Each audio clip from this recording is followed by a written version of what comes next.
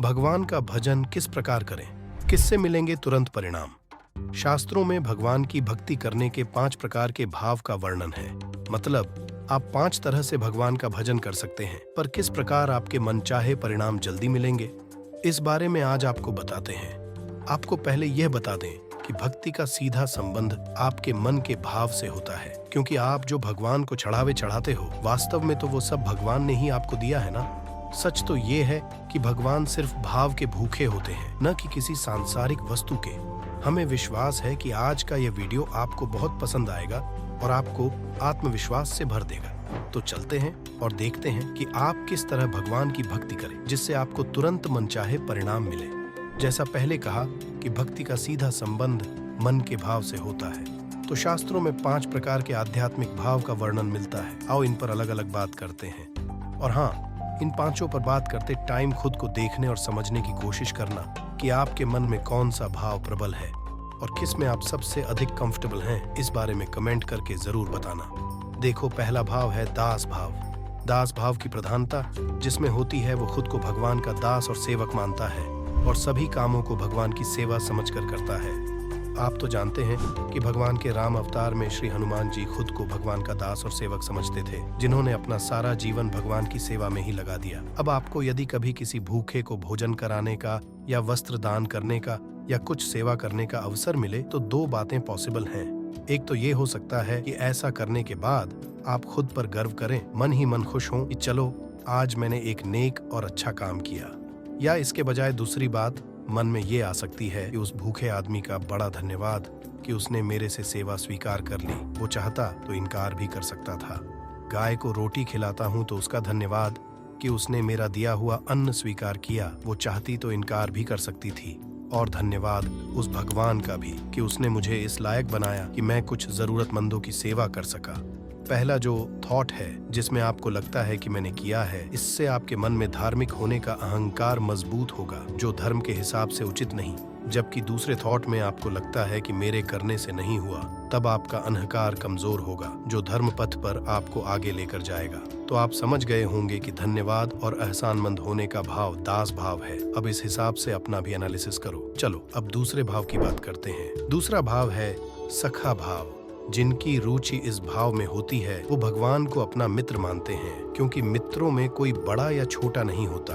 ये रिलेशन बराबरी का होता है। इसलिए इस भाव में फ्रेंड की तरह अपने सारे सुख दुख, अच्छाई बुराई भगवान से शेयर की जाती है और भगवान से फ्रेंड की तरह राय या सजेशंस भी मांगने चाहिए। पर सखा भाव में खुद को दीनहीन बनाकर भगवान के सामने प्रस्तुत नहीं किया जाता। इसका बहुत अच्छा एग्जाम्पल श्री सुदामा जी का मिलता है, जो बचपन से ही भगवान कृष्ण को मित्र भाव में देखते थे और बहुत गरीबी का जीवन जीते रहे, पर दीन ही न बनकर कुछ भी मांगने के लिए उनके द्वार पर नहीं जाना चाहते थे। अब खुद को इस हिसाब से देखो और बताओ कि क्या आप में सखा भाव प्रबल है। अब तीसरा भाव है वात्सल्य भाव।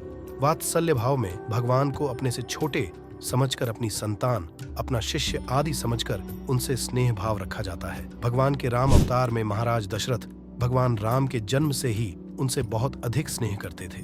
इतना स्नेह कि उनके वियोग में अपने प्राण तक त्याग दिए।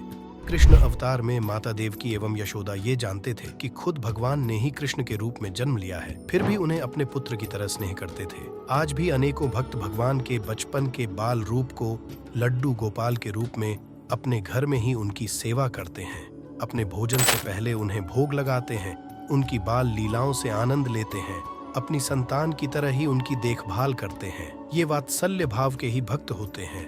अब बात करते हैं चौथे भाव की, जो है प्रेमी भाव। जिस प्रकार श्री राधा जी भगवान कृष्ण से प्रेम भी करती थी और उनकी अनन्य भक्त भी थी, इसी प्रकार श्री कृष्ण की परम भक्त मीरा का भी इतिहास में बहुत उत्तम स्थान में है, जो भगवान को अपना प्रियतम मानती थी। इस भाव में भी सखा भाव की तरह कोई छोटा या बड़ा नहीं रहता, दोनों बराबर के हो जाते हैं। आज भी आपने सुना होगा कि सखी संप्रदाय के मानने वाले आज भी भगवान को इसी भाव से भजते हैं। और अब 5वां भाव है शांत भाव।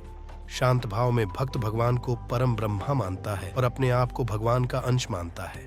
बहुत से साधक जो भगवान को पाने के लिए तपस्या साधना करते हैं, वो भगवान की शांत भाव से भक्ति ही करते हैं। इतिहास में बहुत ऐसे उदाहरण मिलते हैं जहां भक्त संसार से दूर होकर भगवान में लीन होकर साधना करते रहते थे। ऐसे भक्त भगवान से अलग अपना कोई अस्तित्व नहीं मानते। सभी भक्त अपने अपने भाव के अनुसार अपने अपने ढंग से भगवान की उपासना करते हैं। अब आप उस परम सत्ता को कैसे मानते हो, कमेंट करके बताओ। चलो, आप किसी भी तरह उसे मानते हो, पर आपकी भक्ति जल्दी से जल्दी कैसे फल देने वाली हो, अब इस पर भी तो बात कर ली जाए। देखो, आप तो किसी भी भाव से हो भगवान को अपना प्रिय तो मानते ही हैं, पर बात तो तब बने जब भगवान खुद आपको अपना प्रिय मानने लगे। फिर तो इस लोक या परलोक में कोई भी वस्तु ऐसी नहीं रह जाएगी जो आपकी इच्छा के अनुसार पूरी ना हो सके। अब ऐसा कैसे होगा? तो भगवान ने गीता के 12वें अध्याय के दूसरे श्लोक में खुद ही इसका रास्ता बता दिया है। भगवान कहते हैं, मय्या वेश्य मनो ये मां नित्य युक्ता उपास्ते श्रद्धया प्रयोपेतास्ते में युक्ततमा मता। यहाँ इस श्लोक में भगवान आपके लिए केवल 3 शर्तें रखते हैं, जिसका पालन करने से भगवान आपको अपना प्रिय मानने लगेंगे। और जैसा पहले कहा गया है, और ऐसा होने पर इस लोक या परलोक में कोई भी वस्तु ऐसी नहीं रह जाएगी जो आपकी इच्छा के अनुसार पूरी न हो सके। क्या हैं वो शर्तें जो इस श्लोक में कही गई हैं? आइए देखते हैं। पहली शर्त है कि भगवान के जिस रूप में आपका भाव हो उसी रूप में मन को एकाग्र करना।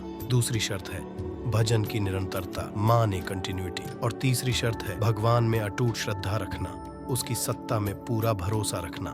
अब क्योंकि खुद भगवान आपसे प्रॉमिस कर रहे हैं, तो अगर आप इन 3 शर्तों को पूरा करते हैं तो ऐसा हो नहीं सकता कि आप जो चाहें और वो आपको ना मिल सके, क्योंकि भगवान से कभी भूल नहीं होती।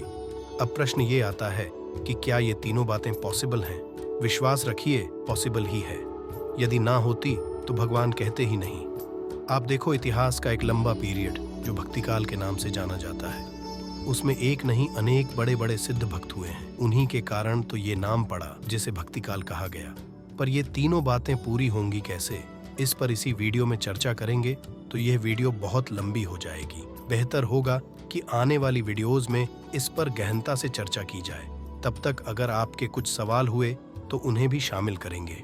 तो अगर आप इस पर वीडियो चाहते हैं तो हमें कमेंट करके जरूर बताइए। इस विषय पर भी आपके लिए एक उत्साहवर्धक वीडियो लेकर जरूर आएंगे और चर्चा करेंगे। तब तक के लिए जय श्री राम।